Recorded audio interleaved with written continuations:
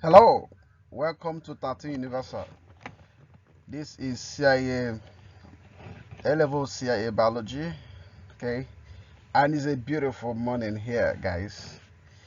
We are continuing with all topics paper 4, series 4. All right, so we have done 1, 2, and 3. Right, you can check what we have done and then make sure you solve the questions with us. So right now, let's go solve some questions. The major purpose for this is to practice past questions with you and show you things you need to do. And this is schedule. Well, let's go. Now, the first question says the Krebs cycle. You can see the question here. So once you are done reading the question, you pause and try it. The Krebs cycle was named after the biochemist Sir Hans Krebs, who worked out the sequence in 1937. All right, this guy gave us the breakthrough. Fig 1.1 is an outline of the Krebs cycle. So this is the outline of the Krebs cycle, guys. Yeah, can you see that?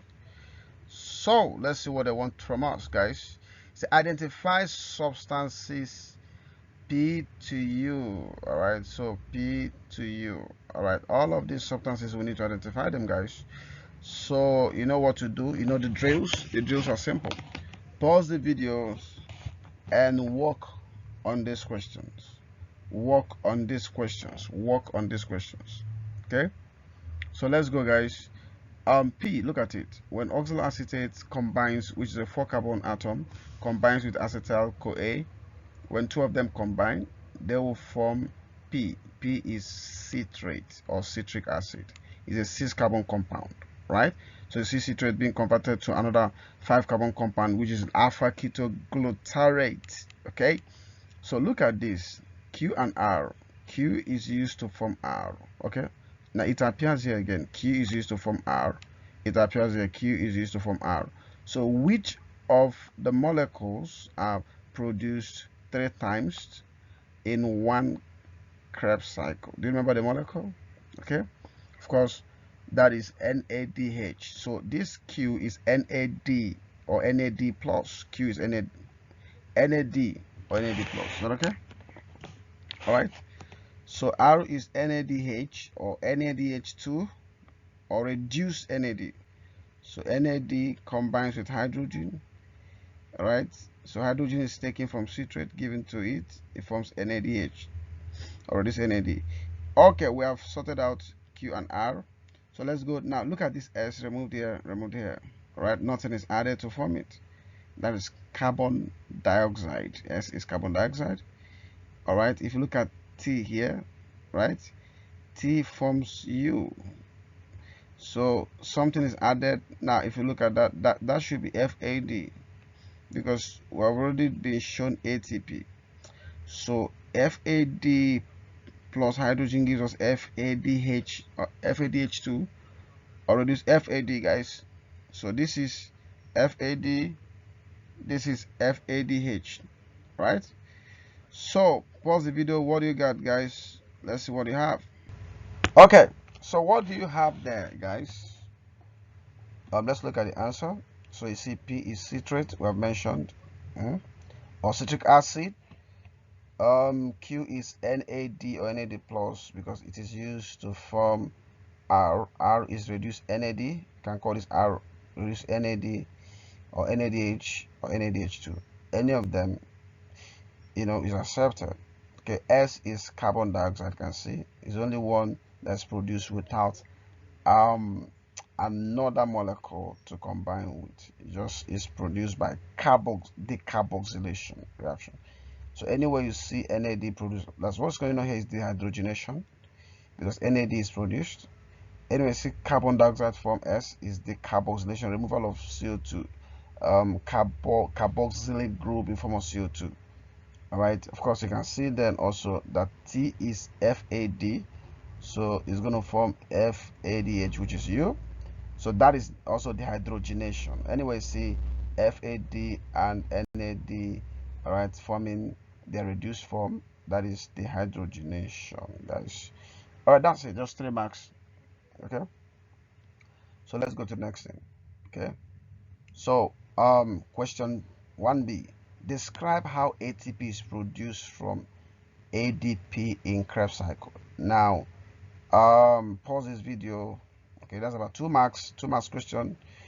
Pause the video and then try this question. How is ATP produced, all right, from ADP in Krebs cycle? Okay, so it is produced by substrate link, all right, phosphorylation. Substrate link. There are 2 ways ATP is produced in respiration. One is oxidative phosphorylation. The other one is substrate link. So oxidative phosphorylation is when there is movement of electrons, okay, during electron transport chain and movement of proton, okay, by chemiosmosis and ATP, energy released, all right, through the movement of electron. You remember, is used to set up proton gradient, and then when protons are moving out of, all right, the intermembrane space, they pass through ATPs. They also use the energy is used there to join ADP to inorganic phosphates. All right, so that is oxidative phosphorylation, but this is substrate level, which is due to, all right, the removal of, okay, removal of atoms, hydrogen ion. When it is removed, bonds are breaking of bond, all right, releases energy, which is used to join ADP to form ATP. So it's substrate level phosphorylation. So inorganic phosphate is added to ADP, and is of course enzyme catalyzed, right? So it is formed by phosphate level phosphorylation. So transfer of phosphate group. So ADP is phosphorylated, okay, to add inorganic phosphate to ADP to form ATP. Do you get, guys? And of course, it's also called substrate linked phosphorylation, and it is also called substrate level phosphorylation. Okay, all right. So reject if oxidative phosphorylation. So it's not oxidative phosphorylation. Oxidative phosphorylation occurs, all right, in the crystal, all right, of mitochondria, all right, and it doesn't occur in Krebs cycle or glycolysis. All right. So enzyme catalyzed. Now let's go to the next question quickly. Describe and explain the features of ATP that make it suitable as a universal energy currency. Don't forget that in biology, there's a predominant thought process in biology, and that thought process, anytime you're working on biology, this predominant thought process always says that there's a connection between structure. There's always a connection, guys. There's a connection between structure, right? Structure and function. So structure determines function, and anytime they ask you the question, they are looking at it. Structure, you know, structure determines function. So that is structure. Structure determines function. Function, all right? So they're always asking question about that. In fact, it's most of the question they ask in biology has to do with that.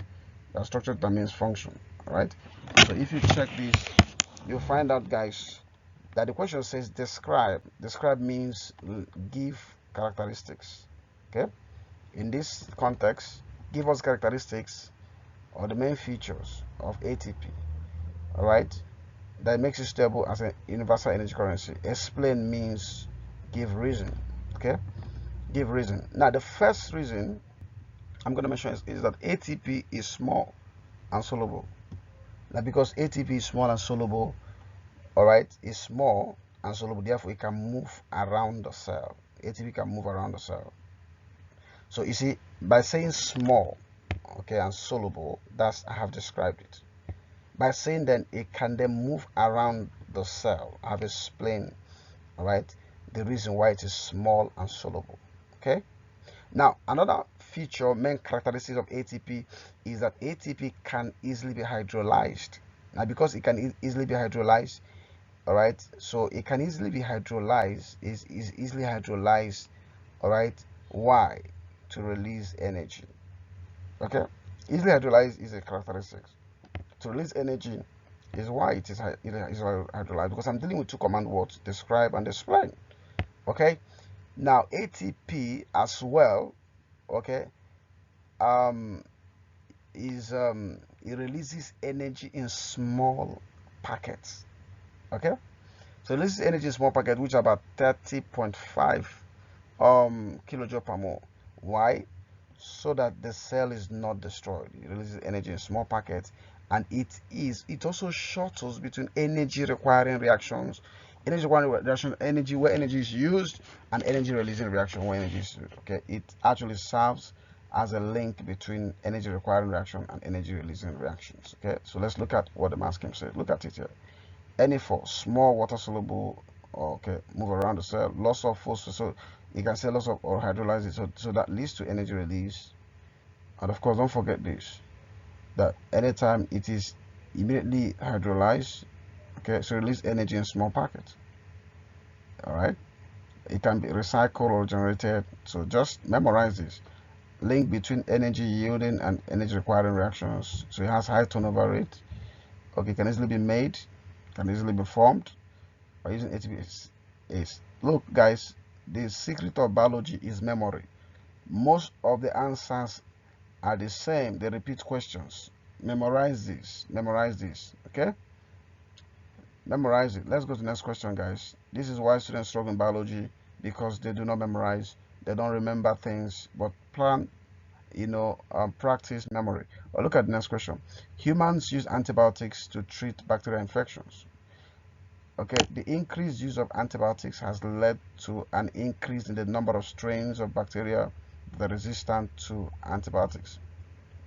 The evolution of antibiotic resistance in bacteria has resulted from natural selection. See, natural selection. So they're always asking questions from natural selection. Look, guys, there's nothing new under the earth. The same thing in biology. They repeat question. There are core topics. They always ask questions. So they said how it's so they're asking you for the process of natural selection. So they're going to be asking for process. Look at it. Then they say outline, right? How bacteria become resistant to antibiotics. Now, by natural selection, how does it become resistant? By natural selection. So using the process of natural selection, guys.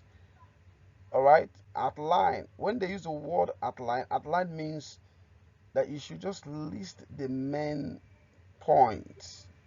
Don't go into detail. Outline means the main point, the major points. All right.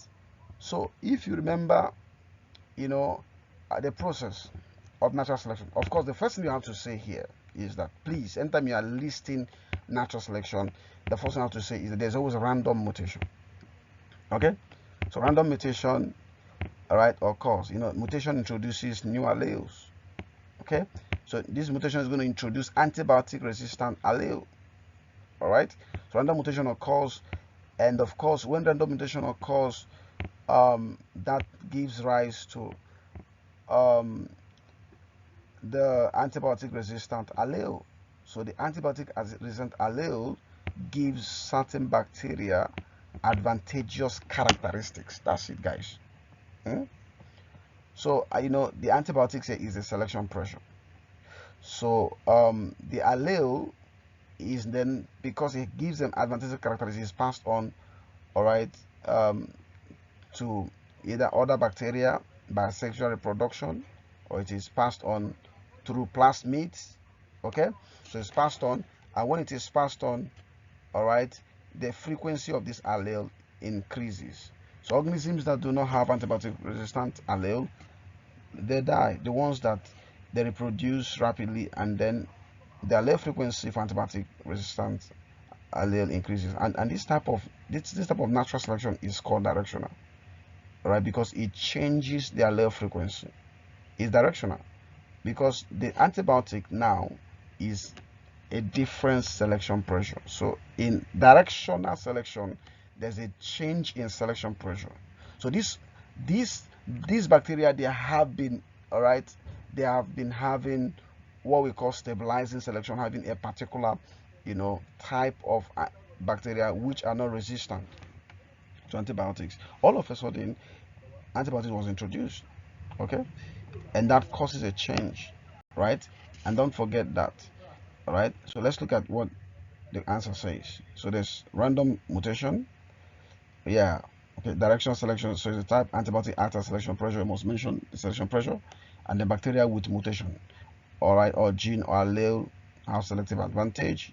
Okay, so they survive and reproduce, and then this is how they reproduce. They pass it vertically to the daughter cells, all right, or horizontally to other bacteria. Of course, that resistant allele, the 7 marks, increases, giving rise to production of antibiotic resistant bacteria, all right, and that can lead to evolution. You can see that. All right, please memorize this. All right, they always ask questions about natural selection, and look at the sequence also. Now you understand it. So let's have your questions and all of that. It says gene expression is in a cell is controlled when a gene is expressed, switched on. The gene is transcribed.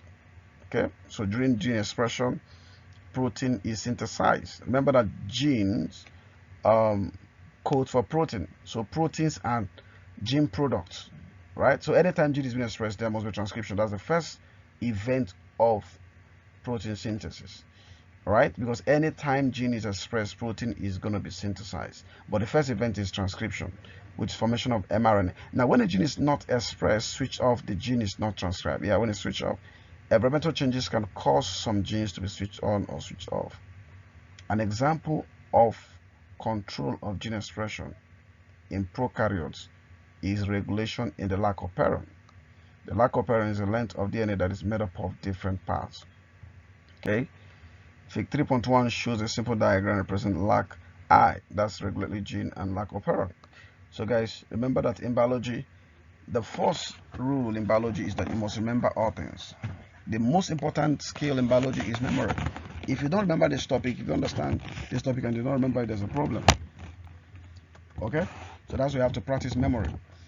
Okay, so but if you have read it and you have memorized it, if you remember it, then you can now apply it, because you know you can only apply what you can recall. Look at that. This is operon. Operon is a unit of gene expression. The lac operon is lac I. Okay, so these are different segments of this DNA. Okay, so these are the structural genes, lac Z, lac Y, lac A. All right, of course, this promoter, this operator, promoter, right, this promoter. All right, for the regulatory gene. So the question says outline the main features of lac operon. Remember, anytime they say outline means give us the main point. The main point of lac operon is that lac operon, they're already giving us lac I, which is regulatory gene. The next important point that you must mention promoter. Promoter is that region of DNA that acts as the transcription start point. That's where transcription begins. But without promoter, without operator, the next one is operator. Operator is what switches on the gene. Okay, and then of course we have the regulatory, these structural genes. Okay, structural genes are the genes that code for actual protein. So you must mention promoter, you must mention operator, and you must mention structural genes. You can see them here. All right, structural genes here like A, like Y, like Z. So they code for different. That's just one mark there. See, so the same question here. Yes. So let's go to the other sub question. Let's explain the role of lac I. Lac Y is regulatory gene that I just mentioned here. Is regulatory gene, all right? In the regulation of the lac operon. Now, regulatory genes, what they do is that they are they control the expression of structural genes. They control the expression of structural genes. Okay, so they are made all the times. Okay, and how do they control this? Because they say explain. Explain means give us reason. If you say that they control gene expression of structural genes, okay, why do we say that? Okay, because they are always being, right, they are always switched on, so, and therefore they code for repressor proteins. So regulatory genes code for repressor proteins, all right, and then repressor proteins bind to the operators. When they bind to the operator, they prevent RNA polymerase from binding to promoter, and then transcription of these structural genes are not true. So we have to say, explain why. We said they control gene expression. Why do they control it? Because they code, all right, for repressor proteins which bind to operators and then prevent RNA polymerase from binding to the um the promoter so that genes are not expressed. Look at it, guys. Okay, now these are the examples of that laxy codes for this is structural protein beta galactosidase gene, which it metabolizes and breaks down is lactase. Okay, breaks down lactose, right? Lac A is the lactose that permeates enzyme that allows lactose to be permeable, membrane of bacteria to be permeable to lactase. Okay, this is trans-acetylase. We have to transfer of acetyl group. All right, look at the option. This is the answer here. Okay, so see, memorize this too. Lac I gene is always expressed, so it's constitutive. It's always expressed. It controls gene expression. That's structural gene expression. It codes for the repressor protein. Okay, so this is the Y, and the repressor protein binds to the operator, blocks the promoter, prevents structural genes are binding to promoter. So lactose. Okay, now this shows us how, all right, it can be regulated too.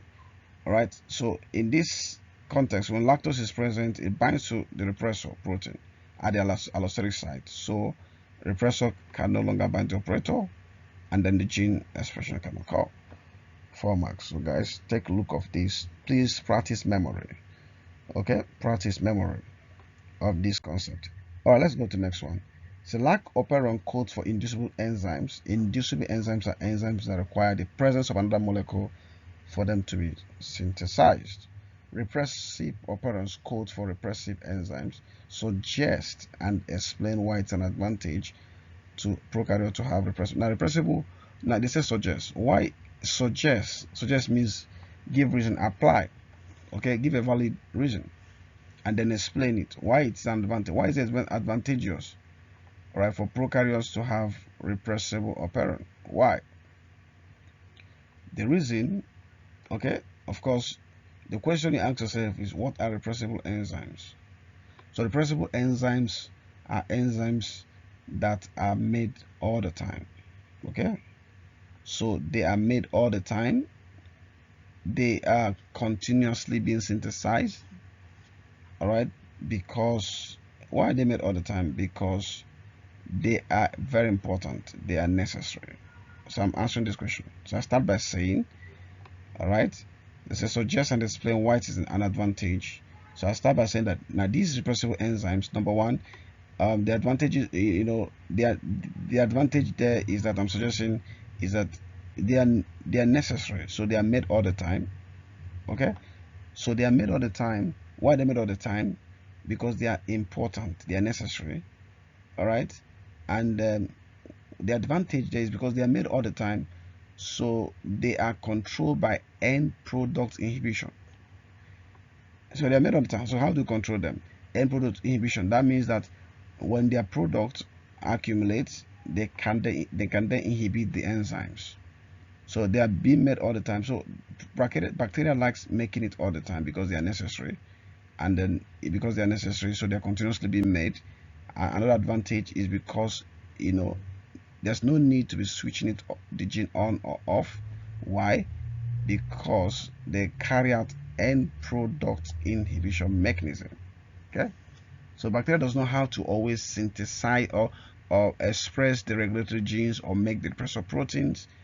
Okay, it just has to it is a mechanism of end product inhibition that occurs. All right, so that's it, guys. All right, so see, enzymes will made continuously all the time because enzymes are needed, of course, end product. So made until product concentration is too high, and then they stop. So it regulates itself, right? All right, so this is where we'll stop in this series, and I want to thank you for watching. Please, guys, make sure you read your materials, okay, and memorize them, understand them and memorize them. I don't mean cram, memorize them, and then come to us for application. All right, see you next this schedule. Bye. So I want you to send in your comment, okay? Share this video. Bye.